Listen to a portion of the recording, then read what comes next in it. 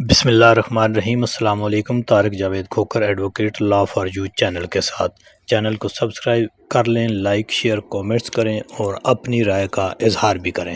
آج ہم بات کرتے ہیں کہ تیز ترین انصاف کی فراہمی میں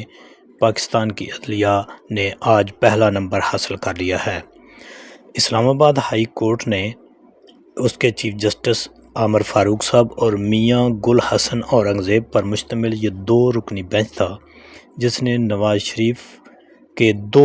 مقدمات، دو کیسز العزیزیہ ریفرنس اور ایون فیلڈ ریفرنس میں گرفتاری سے پولیس کو روک دیا ہے۔ یہ وہ مشہور زمانہ کیسز ہیں جن کے اندر لے کر پچھلی عدلیہ نے، یعنی اب دیکھیں عدلیہ کا دوہرا معیار، یا تو وہ عدلیہ غلط تھی یا یہ عدلیہ غلط ہے۔ بہرحال مجموعی طور پہ ہم بات تو پھر پاکستان کی عدلیہ پہ آتی ہے اور اس کے نمبر 1 یا نمبر 138 پر ہونے کے معیارات دیکھنے ہیں کہ وہ کیا ہیں، کون سے معیار کو لے کر وہ پہلا نمبر حاصل کر سکتی ہے۔ تو میرا جہاں تک خیال ہے کہ آج اس نے پہلا نمبر حاصل کر لیا ہے، کیونکہ جب بھی آل شریف کو ریلیف دینے کا بات آتی ہے، یعنی انہوں نے جب ان کی حکومت بنوانی ہوتی ہے، آدھی رات کو یہ عدالت کھول کے پہلا نمبر حاصل کرتے ہیں، اور اب جب کہ ذل سبحانی تشریف لانے کو ہیں، تب جو ہے وہ تمام طریقہ کار کو وائلیٹ کرتے ہوئے نہ فیصلہ محفوظ ہوتا ہے، نہ ہی کوئی پراسیکیوٹر لیٹ ہوتا ہے، نہ کوئی فائل لیٹ ہوتی ہے، نہ جج صاحب لیٹ ہوتے ہیں۔ ہر چیز آلریڈی جو ہے وہ سیدھی کر کے اور اس کے اوپر پھر صرف فیصلہ انہوں نے سنانا ہوتا ہے۔ تو بہرحال اس میں کامیابی حاصل ہو گئی ہے جی ان کو، اور آج جو ہے وہ سرخرو ہیں۔ دوسرا فیصلہ ہے جی اسلام آباد سے ہی، یہ احتساب عدالت کا ہے، وہ بھی پیچھے نہیں رہے۔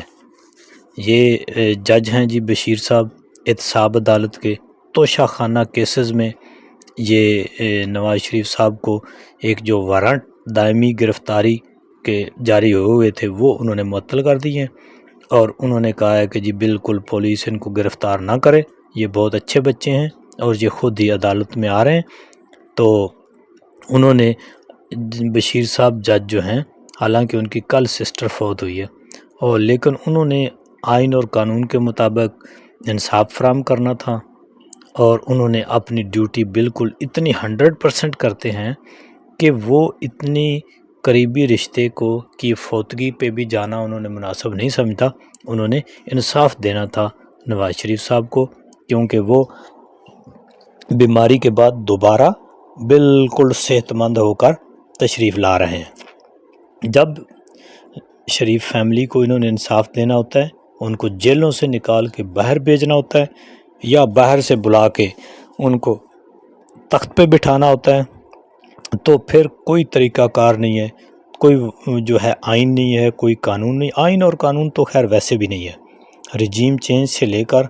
آئین اور قانون کی بات کرنا تو یہ محض خام خیالی ہے، یا لوگوں کے ساتھ دھوکہ دہی ہے کہ آئین اور قانون کی نامی کوئی چیز جو ہے وہ موجود ہے۔ آئین اور قانون کی بات کرنے والی، آئین اور قانون کی پاسداری کرنے کا جو اعلان کرنے والی اس وقت ایک ہی پارٹی ہے، اور جس کے سربراہ عمران خان ہے، جس کو انہوں نے جیل میں ڈالا ہوا ہے۔ یہ وہ توشہ خانہ کیس تھا جس سے ایک گھڑی کو لے کر بہت ہی ایک واویلا مچایا گیا اور سزا بھی سنا دی گئی، اور یہی وہ توشہ خانہ ہے جہاں سے کئی گھڑیاں اور کئی گاڑیاں اونے پونے لے کر آل شریف نے آگے اپنے فرنٹ مینوں میں بھی تقسیم کری ہیں، اور وہ بیچی بھی ہیں، اور جس کا اعتراف وہ آن ریکارڈ کر چکے ہیں۔ اور دوسرا جو ان کو ریلیف ملا وہ ہائی کورٹ سے تھا، جہاں پہ